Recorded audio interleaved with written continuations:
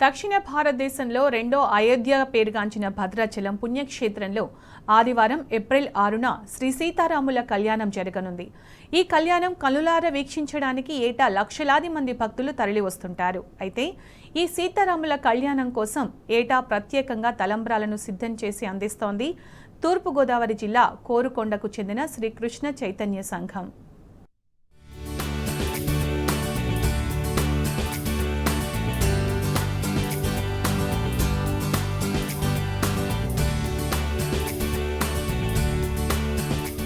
దక్షిణ భారతదేశంలో రెండో అయోధ్యగా పేరుగాంచిన భద్రాద్రిలో ఏప్రిల్ 6న ఉదయం 10:30 గంటల నుంచి 12:30 గంటల మధ్య సీతారాముల కళ్యాణం జరగనుంది.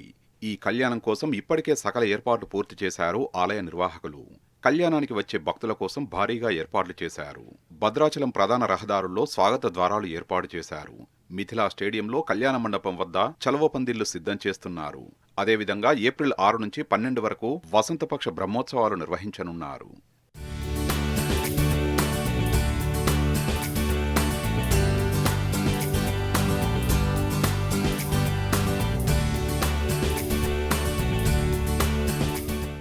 సీతారాముల కళ్యాణంలో తలంబ్రాలకు ప్రత్యేక స్థానం ఉంది. స్వామివారి కళ్యాణం కోసం కోటి గోటి తలంబ్రాలను ఇప్పటికే అందజేసింది కోరుకొండకు చెందిన శ్రీకృష్ణ చైతన్య సంఘం. ప్రతి ఏటా సీతారాముల కళ్యాణం కోసం భక్తి శ్రద్ధలతో గోటితో ఒలిచిన బియ్యాన్ని గత 14 సంవత్సరాలుగా స్వామివారికి సమర్పించడం ఆనవాయితీగా వస్తోంది. మొదటగా వరిధాన్యాన్ని భద్రాచలం తీసుకువచ్చి అక్కడ స్వామివారి ఎదుట పూజలు చేస్తారు. అనంతరం కోరుకొండలో స్వామివారి కోసం కేటాయించిన ఎకరం భూమిలో వరి విత్తనాలను చల్లి పంట పండిస్తారు. దేవతామూర్తుల వేషధారణలతో వరిని నాటి పంటను పండించి కోత కోస్తారు. అనంతరం ఆ ధాన్యాన్ని 5 రాష్ట్రాలకు చెందిన 4,000 మంది మహిళా భక్తులకు పంపిణీ చేస్తారు. వీరంతా భక్తి శ్రద్ధలతో శ్రీరామనామం జపిస్తూ వడ్లను గోటితో ఒలిచి కోటి తలంబ్రాలను సిద్ధం చేస్తారు.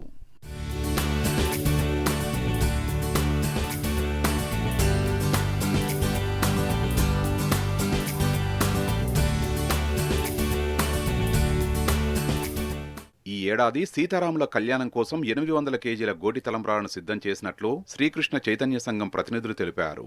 రామనామ స్మరణతో భక్తి శ్రద్ధలతో కోటి గోటి తలంబ్రాలను భద్రాచలం తీసుకువచ్చి గోదావరి నది ఒడ్డున కోటి దీపోత్సవం నిర్వహించిన తర్వాత ఆలయ అధికారులకు సమర్పించినట్లు తెలిపారు. ఏపీ, తెలంగాణ, తమిళనాడు, కర్ణాటక, మహారాష్ట్రకు చెందిన భక్తులు ఈ కోటి గోటి తలంబ్రాల మహాయజ్ఞంలో పాల్గొంటున్నట్లు తెలియజేశారు.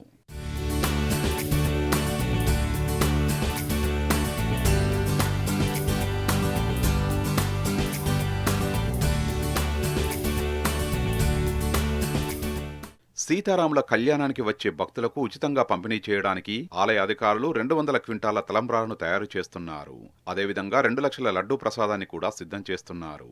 ఇప్పటికే కళ్యాణానికి సంబంధించిన టికెట్లను ఆన్లైన్తో పాటు ఆలయ పరిధిలో నేరుగా విక్రయిస్తున్నారు.